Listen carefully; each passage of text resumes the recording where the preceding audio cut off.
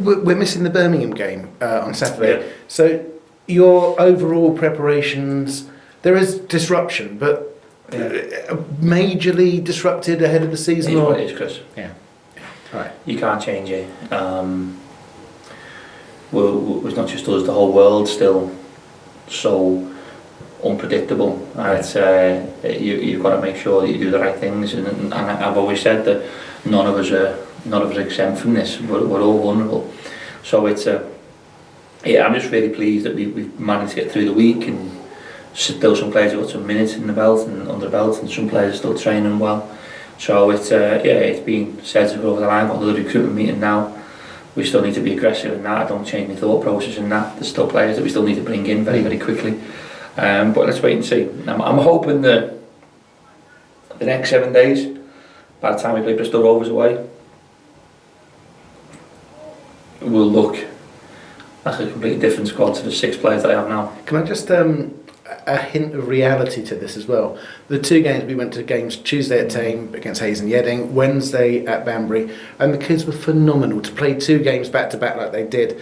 But there is a danger of overbuilding those kids, because it's a longer term project, isn't it? Yes, but anybody who managed to be there, it's as excited I've been for a long time with young players. Some will say that you've had other players that sort of maybe fell by the wayside unfairly. I'm going to name them obviously, but there's a different mentality in some of these. There's real steely determination, stroke talent, stroke willingness to learn. You can constantly speak to Gats about things he wants to know. Young JJ, obviously you've got Tyler's doing well. The 2 centre backs have really stood up, and I'm really impressed by them. There's a few more in there that have really surprised me. So yeah, it's we always spoke with the growth of the football club, from the academy to the women to the men's team, about how that united front of us sort of standing against everyone in a wall of yellow, but everyone coming together within that is being vitally important to the development of our badge. And I know that the pioneers, that will always be the first team, because they're the ones at the front of the queue a lot of the time, with the masses watching them, and that's what everything gets judged upon, is their results on a Saturday. And that's not me. I believe their results on a Saturday are a byproduct of all of the good things that's done at the football club. This takes a lot longer to build. A lot more sweat and tears, you'd say, especially in the good more sweat now. But it's, I'm in a good place. My staff are in a good place.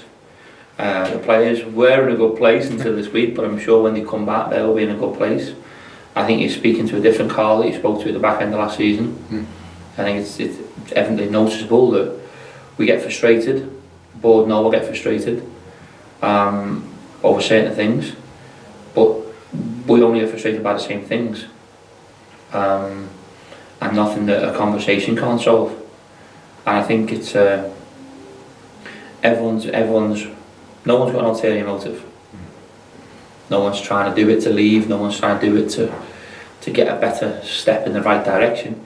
Everybody's doing it for the one common goal, and it is for us to be in that top 30 of the English pyramid. It's going to take a lot of hard work. It's going to take a lot more investment.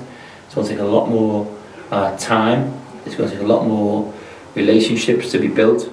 And with all of that said, we're certainly in the right direction. Do I think this year's going to be as hard as we've had in the league? Yeah. If you're in the playoffs this year, I think you've almost found the channel. Because of how hard it's going to be, and a lot of teams can't compete this year. What's going on within the league, but can we? I think we'll always compete. We will always compete. The board know that. The board know that we've always generally overachieved,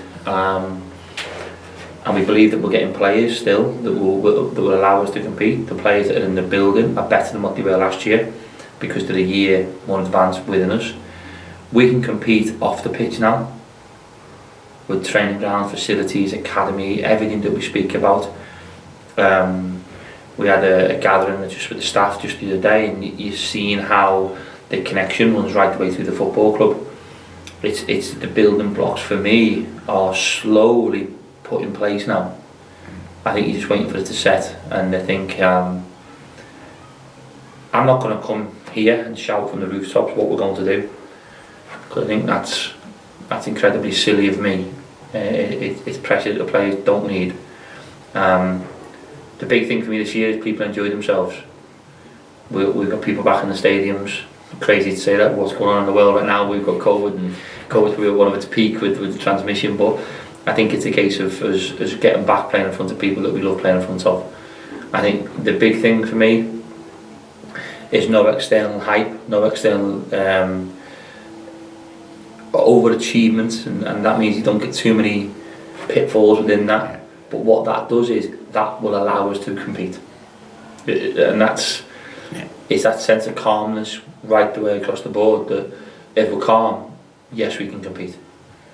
If we get too giddy too soon and we think we're up there, there's only one way you can go when you start at the top, and a lot of the time you don't stay there. So as the start of our season have proven.